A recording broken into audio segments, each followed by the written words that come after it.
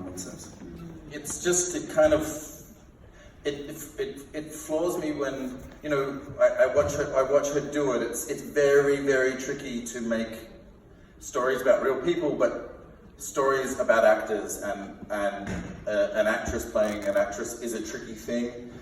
You can end up with an impersonation, someone who's doing a very good, got the haircut right and the voice right, and I was definitely not interested in that, and I didn't, partly because Jean is not that type of actress. Jean was not always in control of her craft. She was a very kind of freewheeling, spontaneous, instinctive actress, and it was very important that we captured that, but also because the story was going to follow her into this, what she described as a long nightmare in these years, and we go down that paranoia tunnel with her. That had to be something that was going to be embodied from the inside out.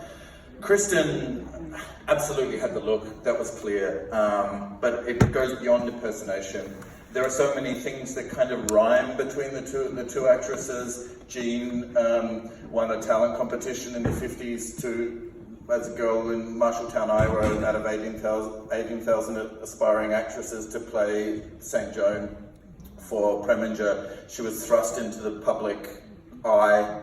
She was huge, transformed overnight into a huge star, was vilified by the press, kind of derided as an actress, ended up over time finding meanings, kind of almost stumbling into, by moving into being married to a Frenchman before Romain Gary, falling into Breathless, and suddenly discovering this whole other existence crossing between European cinema and Hollywood. And Kristen likewise, you know, became an actress very young, achieved enormous fame, lived in the public eye, had to face that pressure very, very young, and has transformed into the most interesting actress of her generation, who straddles between European cinema and American cinema, and like Jean is a unique style icon. So all of those things are kind of like a bonus, and incredible to have that, but then the way she puts herself on the line in the movie, and her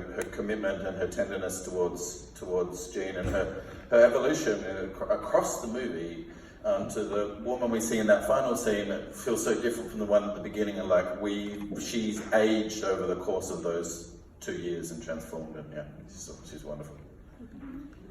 Any questions?